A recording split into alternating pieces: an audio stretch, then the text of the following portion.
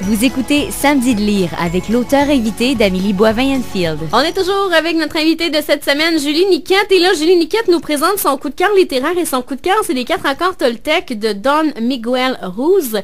Alors, Julie, convainc-moi. Pourquoi? Non, je te blague. Mais raconte-nous un peu l'histoire, justement, des 4 accords Toltec. En fait, les 4 accords Toltec, La voie de la liberté personnelle, c'est un livre que j'ai choisi comme coup de cœur, parce que pour moi, un bon livre, c'est un livre qui nous habite longtemps après, mais c'est aussi un livre qui souvent nous permet de faire des changements dans notre vie pour être mieux. Donc, c'est pour ça que tantôt aussi, je référais à Nicole Bordelot, parce que je trouve que son genre d'écriture nous amène à s'intérioriser et à vouloir changer certains aspects de notre vie ou l'améliorer. Alors, les 4 accords Toltec, c'est ça.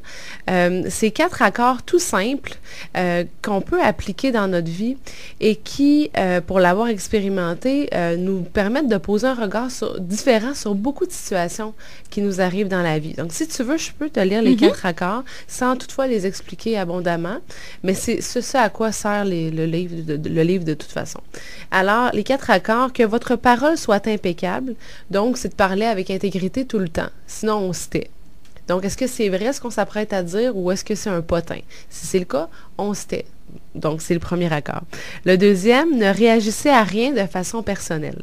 Donc, ça, c'est de dire, tout ce que les gens vivent ou voient dans leur vie, ça a rapport seulement avec leur réalité, avec leur façon de percevoir le monde. Donc, si tu aimes ce que je fais, bien, ça a rapport avec toi. Si tu n'aimes pas ce que je fais, ça a aussi rapport avec toi. Donc, peu importe ce que tu entends, n'en fais pas une affaire personnelle. Donc ça, c'est pas facile, mais c'est un accord qui est très porteur, à mon avis, quand on décide de le mettre en application. Ne faites aucune supposition. Donc ça, je sais pas si ça t'arrive dans la vie, mais peu importe ce qui arrive, par exemple, on se croise au centre d'achat tous les deux, tu me regardes pas. Donc, peut-être que je pourrais me dire, ben, elle m'aime pas. Est-ce que c'est parce que j'ai dit telle affaire sur elle un jour? Est-ce que c'est parce que j'ai pas dit que sa robe était belle l'autre fois? En tout cas, bref, on suppose n'importe quelle situation, alors qu'on pourrait simplement valider avec les gens. Et je me suis reculée, moi, en lisant, quand j'avais au début de la vingtaine, j'étais en couple avec quelqu'un et je supposais beaucoup de choses qui ont fait que notre relation de couple allait pas très, très bien. OK. Et justement, j'osais pas en parler. Et finalement, je me suis avec le temps, j'ai cheminé, il y a fait quand même 10 ans de ça. Mais c'est là qu'on se rend compte qu'on peut s'imaginer plein de choses et se faire plein d'histoires dans notre tête. Tout à fait, tout à fait. Et ça, s'il y en a un accord des 4, à mon avis, c'est celui-là qu'il faut appliquer. Ne faites aucune supposition. Dans le fond, au lieu de penser que tu m'aimes pas et que tu veux plus rien savoir de moi, je pourrais t'appeler et te dire, hey, je t'ai vu au centre d'achat, est-ce que j'ai fait quelque chose qui te dérange? Tu sais, valider auprès des gens.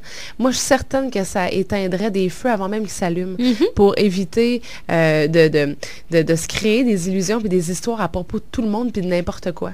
Puis pour une relation de couple, comme tu le dis, j'avoue que c'est un peu gagnant d'appliquer cet accord-là puis de valider. Mais des fois, c'est un choix aussi, je pense, qu'on fait aussi, de ne pas vouloir en parler puis de supposer. Oui, parce qu'on pense qu'on a raison. Fait qu'on va se dire que cet accord-là n'a pas d'application pour nous, mais c'est faux. En fait, je pense qu'il faut toujours valider. Puis si, à plus forte raison, c'est ce que l'auteur dit, je vais valider avec toi, puis que tu me dis, non, c'est correct, que je t'avais pas vu, je m'excuse, toujours avec l'exemple du centre d'achat, puis que dans les faits, tu m'avais vu, mais tu ne voulais pas me voir. Mais quand on valide, puis on prend la réponse de la personne pour du cash, parce que sinon, on s'en sort jamais, là. T'sais. Donc ça, c'est le 3e. Et le 4e, faites toujours de votre mieux, parce que le mieux change. Tu sais, aujourd'hui, moi, je suis enrhumée, puis hier, c'était mon lancement, donc je suis un peu fatiguée, mais je fais de mon mieux. Tu sais, est-ce que ça va être la meilleure entrevue que j'aurai donnée de ma vie? Je ne le sais pas, mais je vais avoir fait de mon mieux avec une excellente animatrice, soit dit en passant.